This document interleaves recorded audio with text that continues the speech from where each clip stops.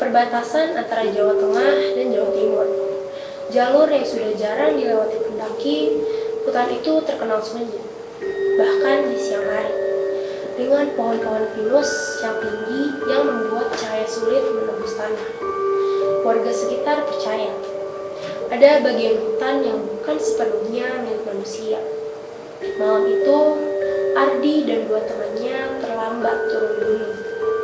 Matahari sudah tenggelam, kabut turun perlahan, dan udara terasa dingin menusuk. Suasana menjadi terlalu hening, sampai suara langkah kaki mereka sendiri terdengar asing. Di tengah perjalanan, Ardi tiba-tiba berhenti.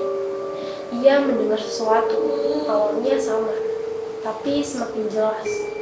Suara gamelan, bunyi gong yang dalam, disusul dentingan alat-alat lain yang membentuk irama lambat dan asing.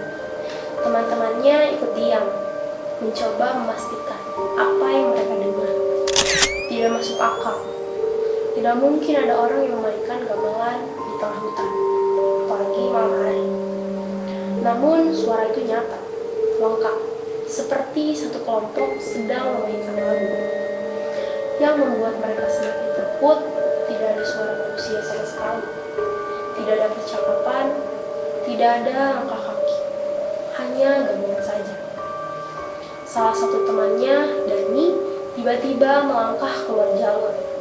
Tatapannya kosong, seperti orang linglung.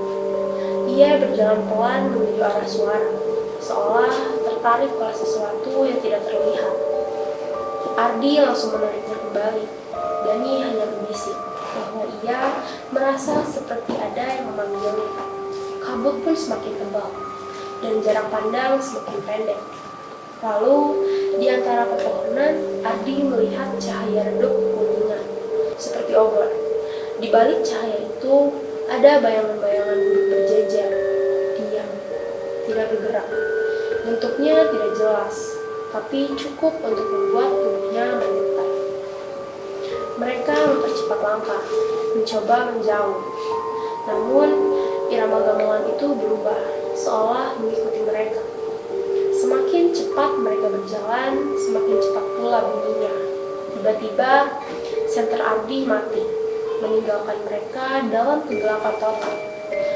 Dan dalam gelap itu, suara gong terdengar sangat keras, tepat di belakangnya, sangat dekat, seolah ada sesuatu berdiri hanya beberapa langkah dari mereka. Ardi tidak berani menoleh, tapi ia bisa merasakan kehadiran itu.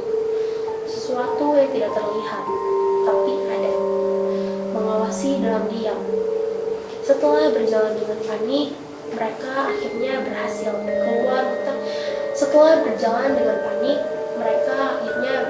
keluar hutan. Dan sampai di pos bawah. Begitu mereka keluar, suara gamelan itu hilang seketika. Penjaga pos, seorang bapak tua, mendengarkan cerita mereka tanpa terlihat terkejut. Ia hanya berkata pelan, jika seseorang mendengar gamelan di hutan lawu, itu bukan untuk dicari. Itu tanda bahwa rombongan sedang lewat. Tapi sejak malam itu, Ardi tidak pernah melupakan suara tersebut. Karena ia tahu, malam itu di tengah hutan yang gelap, mereka tidak sendirian.